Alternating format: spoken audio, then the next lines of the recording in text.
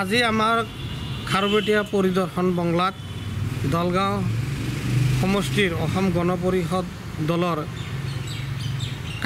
কাৰ্যকৰী সভা অনুষ্ঠিত হয়।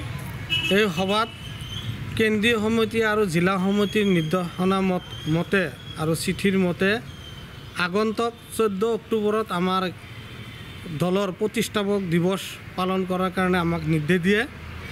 সেই নিৰ্দেশ মৰ্মে আজি আমি সমষ্টি কমিটিৰ সমূহ বিষয়ববীয়া আঞ্চলিকৰ বিষয়ববীয়া সকলে মিলি আমি আজি আলোচনা কৰি এটা সিদ্ধান্ত লওঁ যে আমাৰ প্ৰাক্তন মন্ত্ৰী আব্দুল জব্বৰ ছাৰৰ ঘৰৰ সন্মুখত AJY ক্লাবত আমাৰ আগন্তুক 14 অক্টোবৰৰ প্ৰতিষ্ঠা দিৱসটো আমি পালন কৰিম। আমি দিনজোৰা কাৰ্যসূচী লৈছোঁ আৰু কেন্দ্ৰীয় সমিতিয়ে আমাক কাৰ্যসূচী দিছে।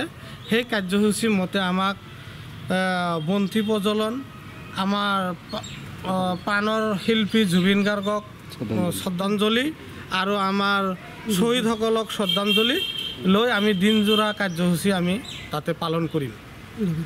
তাতে আমি দলৰ সকলো স্তৰৰ বয়োজ্যেষ্ঠসকল, আমাৰ পুৰণা যিবিলাক অসম গণ পৰিষদৰ কৰ্মী আছে দলগাঁও সমষ্টিৰ সকলোকে নিমন্ত্ৰণ জনাইছোঁ আৰু আমাৰ আঞ্চলিক সমষ্টিগুৰি সকলো বিষয়ববীয়া তাতে উপস্থিত থাকিব। কেন্দ্ৰীয় সমিতিৰ কোনো অতিথি উপস্থিত থাকিব?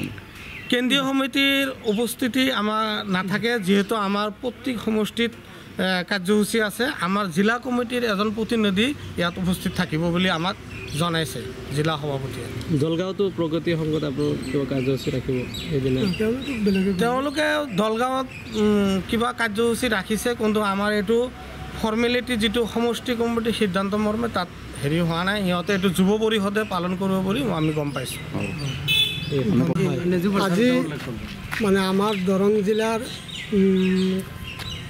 কেন্দ্ৰীয় কমিটিৰ নিৰ্দেশ মতে আমি খাৰুপেটীয়াত দলগাঁও সমষ্টিৰ অসম গণ পৰিষদৰ তৰফৰ পৰা এখন কাৰ্যকৰী সভা আহ্বান কৰিছোঁ আৰু এই সভাত 14 অক্টোবৰ প্ৰতিষ্ঠাতা দিৱস উপলক্ষে আমি বিভিন্ন ধৰণৰ কাৰ্যসূচী লৈছোঁ।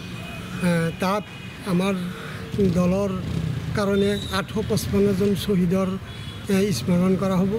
লগতে সদ্যহতে আমাৰ থাৰ্ড জুবিন গাৰ্গৰ মানে শ্ৰদ্ধাঞ্জলি জনোৱা হ'ব আৰু সিদিনা আমাৰ সকলোৰে দলগাঁও সমষ্টিৰ মৰমৰ আব্দুল জব্বৰ চাহাবৰ মানে স্মৃতিত ৰক্ষাৰ্থে তেওঁক মানে শ্ৰদ্ধাঞ্জলি জনোৱা হ'ব আৰু সেইদিনা 9 বজাৰ পৰা পতাকা উত্তোলন আৰম্ভ কৰি সকলো ধৰণৰ কাৰ্যসূচী আমি ৰূপায়ণ বহলভাৱে কৰিবলৈ আমি প্ৰতিজ্ঞা লৈছোঁ বা নিৰ্দেশমতে চেষ্টা কৰি আছোঁ।